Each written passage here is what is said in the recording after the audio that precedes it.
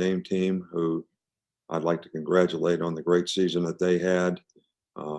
Got some really, really good players, and they've played well as a team all year long.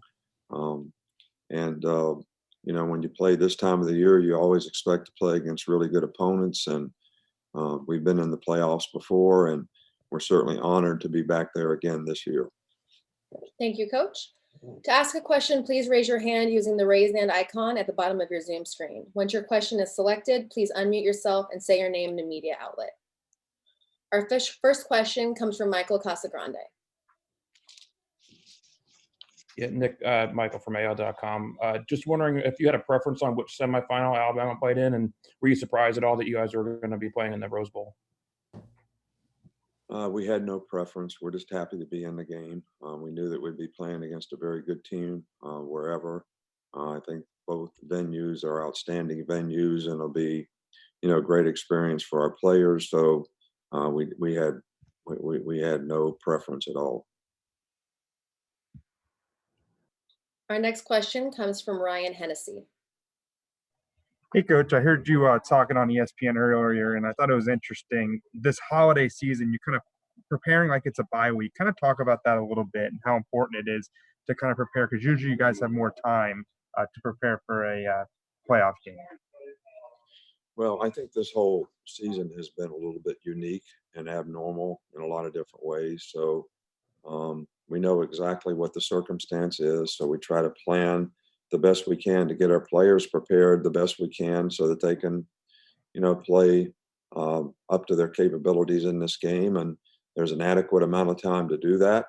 We don't have the long break like we usually do, but which obviously helps you get healthy with some of the players that, have issues at this time of the season, which, football players, always do. But we're going to try to use this week to get those guys ready to go, and use this week as a little bit of preparation, give our players a few days, 3 days off, and come back and have a pretty normal week. So in some ways, the rhythm of the season is more connected this year than it is when you have that 3 or 4 week break, which is a hard management as well. Okay, our next question comes from Stephen Dial. Coach, I know this game is just another business trip, and the focus is making it to the national championship. With the game being in Arlington at AT&T Stadium with more fans, I mean, does that mean anything for you or the players to be able to have more family and fans in the stadium versus playing at a venue that had fewer seats? Well, I don't think there's any question about the fact that it is an advantage for our fans. It's an advantage for the families of our team that they have the opportunity to go see the game. And, this is a great venue that we're playing in, and we're certainly pleased and happy that we're involved. And, we're happy for our fans that they're going to have a chance, or at least some opportunity to see the game. Our next question comes from Mike Rodak.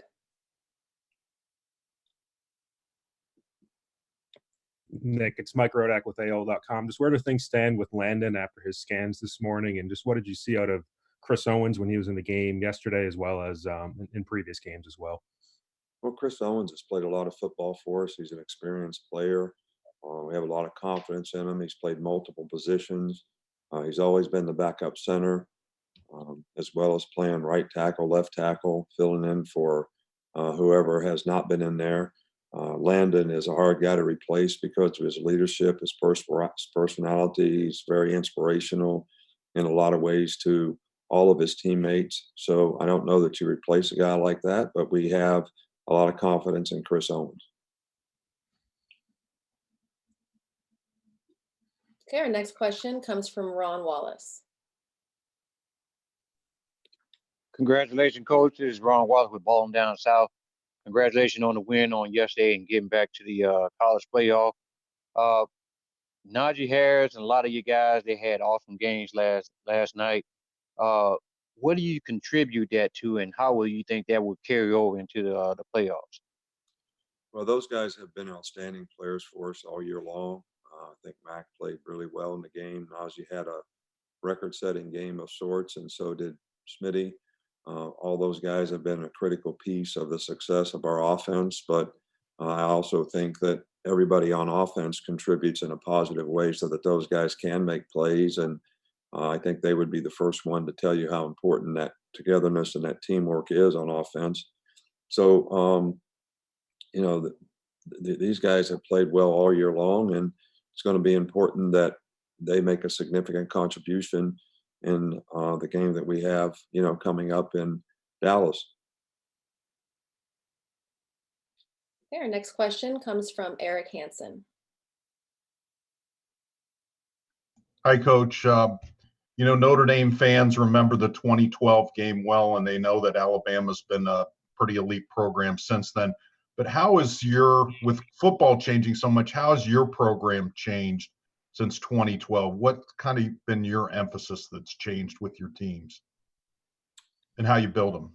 I think the basic fundamental culture that we try to create in our program is not really changed that much in terms of helping players be more successful in life or having been in the program, whether it's personal development, academic support, career development, development as football players. But how we play on the field, we've probably changed as the game has changed. Play a little different style on offense. We were more run the ball, play action pass, NFL type offense, probably back in the 2012 days. Than we are right now, more sort of NFL style, but also incorporated a lot of the spread concepts of RPOs and those types of things. So we've kind of evolved a little bit as the game has evolved on the field, but the culture of the program really hasn't changed. Thank you. Okay, we have time for one more question. Last question will come from Max Cohan.